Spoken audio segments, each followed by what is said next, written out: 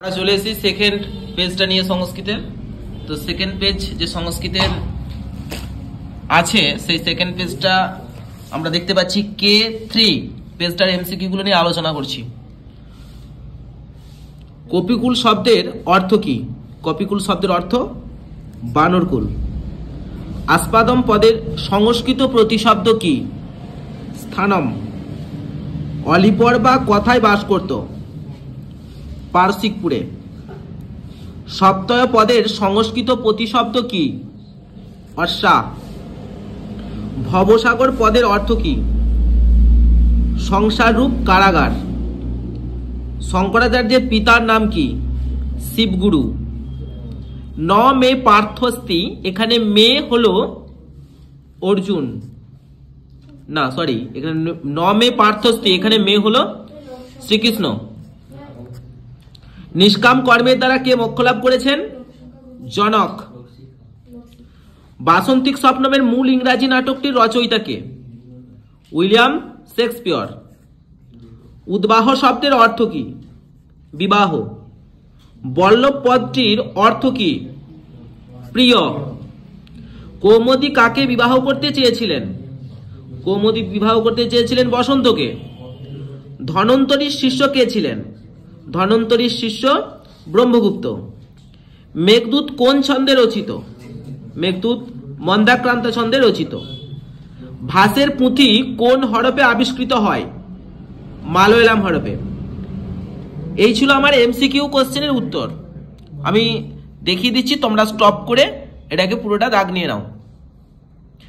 এরপর যেগুলো আসছে এসিকিউ, আমি এসিকিউ গুলো এরপর দেখাচ্ছি। এসিকিউ গুলো যে কোশ্চেন গুলো আছে, প্রথম গদ্যাংশে ব্যাধি কয় প্রকার? ব্যাধি কয় প্রকার না ব্যাধি 3 প্রকার। আধ্যাত্মিক, আধি দৈবিক, আধি ভৌতিক। পরের কোশ্চেন, নাকলোক শব্দের অর্থ কি? নাকলোক শব্দের অর্থ স্বর্গলোক। তারপরের কোশ্চেন, মহিরুহ শব্দের অর্থ কি? না মহিরুহ শব্দের অর্থ হলো বড় গাছ। তারপর অলিপর্বা কেন আত্মগোপন করেছিল?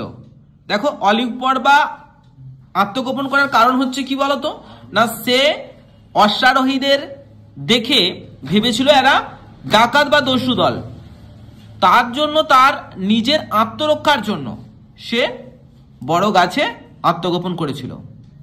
তারপর কি আছে? তারপর আছে বৈকুণ্ঠে তস্য নিবাস। তস্য পদের দ্বারা কাকে বোঝানো হয়েছে? দেখো, এখানে একটা কথা বলি। বৈকুণ্ঠে তস্য নিবাস কথার অর্থ হলো বৈকুণ্ঠে তার বাস। তো আমরা অ্যাকচুয়ালি যদি পৌরাণিক ব্যাখ্যা অনুযায়ী যাই, তাহলে বৈকুণ্ঠে কার বাস? শ্রীহরি অর্থাৎ ভগবান নারায়ণের বাস। এখানে আমাদের কিন্তু বলা হয়েছে যে বৈকুণ্ঠে তস্য বাস, না বৈকুণ্ঠে তারই বাস যে নাকি গঙ্গার তীরে বাস করে। তাহলে উত্তরটা কিভাবে লিখবো? না উত্তরটা এভাবে লিখলে ভালো হয় যে তস্য পদের দ্বারা ভগবান বিষ্ণু বা নারায়ণকে বোঝানো হয়েছে, কিন্তু এখানে গঙ্গার তীরে বসবাসকারী মানুষদের তস্য পদের দ্বারা বোঝানো হয়েছে। এটা লিখলে সবচেয়ে ভালো হয়। নেক্সট যেটা আছে, জাহ্নবী কার নাম? না জাহ্নবী গঙ্গার নাম। প্রকৃতজ গুণ কি? না প্রকৃতজ গুণ 3টি, সাত্ত্বিক, রাজসিক, তামসিক, বা সংক্ষেপে সত্য, রজ, তম। এরপর আমরা দেখব লোক সংগ্রহ কি? না লোক সংগ্রহ হলো লোক শিক্ষা। নাট্যাংশে চলে আসছি। নাট্যাংশে আমাদের আছে ওই ভদ্রে দর্শনীয়ং তে বাপু, মানে ওহে ভদ্র মহিলা, সেও তো খুব সুন্দর। তাহলে এখানে ভদ্রে বলতে কাকে বোঝানো হয়েছে? না ভদ্রে বলতে কৌমুদীকে বোঝানো হয়েছে। রাজেন্দ্র বর্মা বলেছে। অস্মাকম অবনীপ, অস্মাকম অবনীপ কথার অর্থ হলো যে আমাদের মহারাজা। তাহলে এখানে কে বলেছে মহারাজ বলে সম্বোধন করেছে? আমাদের রাজা ইন্দ্র বর্মাকে বলেছেন ইন্দু শর্মা। তাহলে উত্তরটা হচ্ছে ইন্দু শর্মা।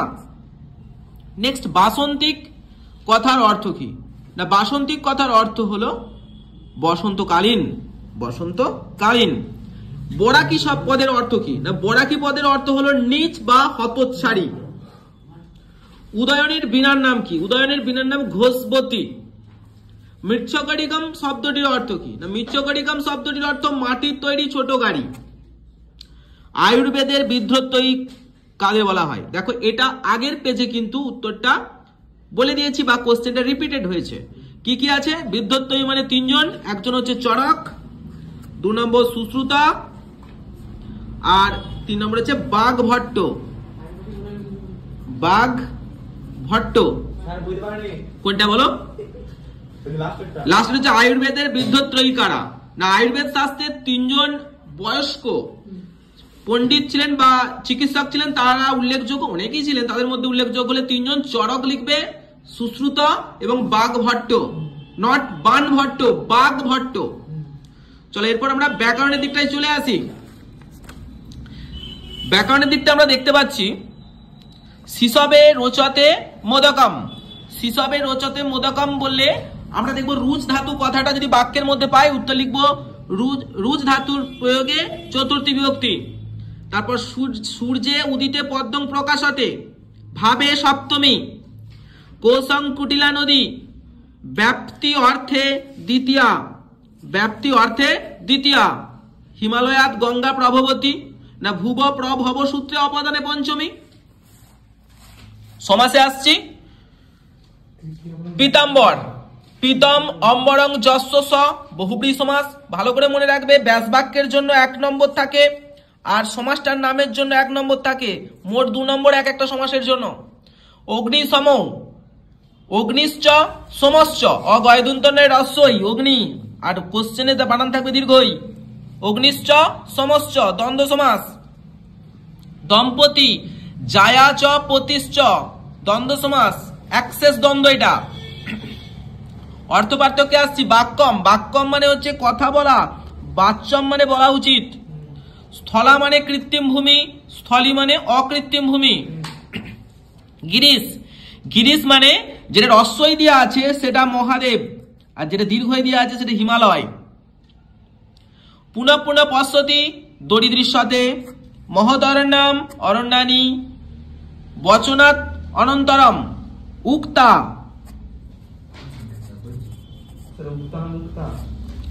উক্তা। কলহং করতি কলহায়তে, শিবন শৈব, রাজনীপ রাজ্ঞী, পচ ত পক্ক, কৃষানচ কুরবান। ভিডিওটাকে স্টপ করে তোমরা দেখে নাও।